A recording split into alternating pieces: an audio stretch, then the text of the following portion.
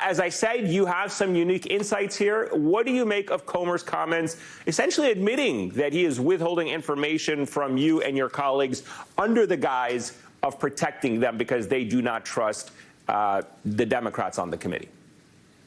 First of all, the committee is not doing what the American people want us, which is to focus on lowering prices, focus on bringing jobs. It's been a total wild goose chase, trying to implicate the president's extended family, who have nothing to do with governance. I mean, it's not like they have any case against this president's or this president's official action. They're going after people who are not even in the government, and they aren't being transparent with who actually has come before them. To say that people may be whistleblowers, I mean, that's an infinite universe. What the chair said was that there were 4 specific people who came before him. And then he said 2. We don't know. The standard procedures for them who had formed the minority. And I think this is because they don't really have evidence. It's just trying to create smoke and mirrors to cast doubt on the president.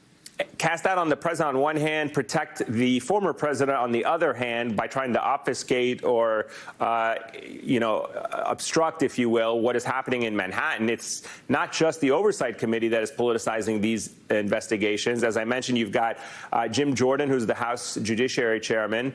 He's now trying to get involved with Manhattan DA Alvin Bragg's probe into Trump. He's requesting testimony from former New York County Special Assistant DA Mark Pomerantz for his previous role leading the probe into Trump's finances. Bragg has responded, accusing the House Republicans of trying to undermine his investigations. Your thoughts on this, your reaction to this move by Jim Jordan? You know, I have a simple idea in this country. How about we let lawmakers worry about making laws, and we let prosecutors and law enforcement do the prosecution?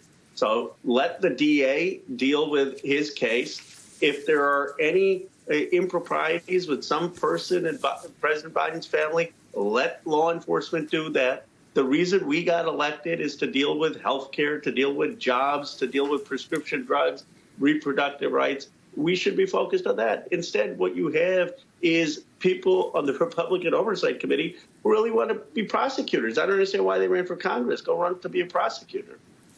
I mean, what do you make of just the way that Republicans are saying that, everything is being weaponized? They're constantly complaining about the government weaponizing the DOJ, for example, and yet here they are trying to undermine a credible law enforcement investigation with Alvin Bragg and the case that is being brought against the president. Well, it's a horrible look for them, and I think people see it. They don't want any member of Congress, Democrat or Republican, to be bullying, intimidating a district attorney. I mean, take this out of the case against President Trump. Think about the precedent it sets if a member of Congress can go to a district attorney and start undermining their ability to enforce the law. We would not be a nation of the rule of law. Now, if people think that the case doesn't have merit against the president, they can speak out on that in the First Amendment. They can organize peaceful rallies. They can take a lot of judicial action. And I have confidence in our judicial system. The cases can go all the way up to the Supreme Court, which, by the way, is stacked with conservatives. So what is shocking to me, or I guess it's not shocking, but so dispiriting, is that they feel the need to go outside that channel of our judicial process and interfere. And that is not a good look for them.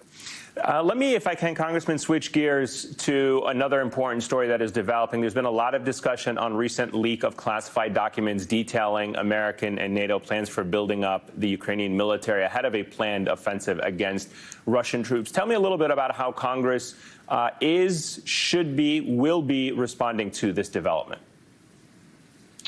I said on the China Select Committee I had gone to Taiwan. To me, it's very simple. We need to stand up against Putin's illegal invasion against Ukraine, first and foremost because of the citizens and lives in Ukraine, but second, as a signal to the world that you can't be an authoritarian regime and march into another sovereign nation and not expect the world to react. I've been very proud of how President Biden and Secretary Blinken have mobilized NATO to do this. I will continue to support the aid to Ukraine to stand up for Ukraine's sovereignty. And I expect the vast majority of the Congress, Democrat and Republican, to continue to do that.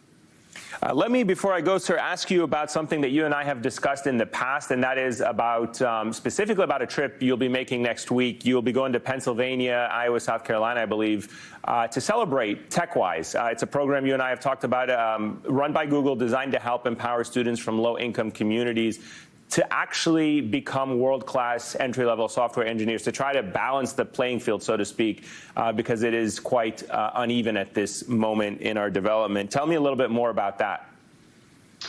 Well, I'm proud of the role I played in helping bring Benedict College and HBCU together with TechWise, as well as Allegheny Community College and Des Moines Community College.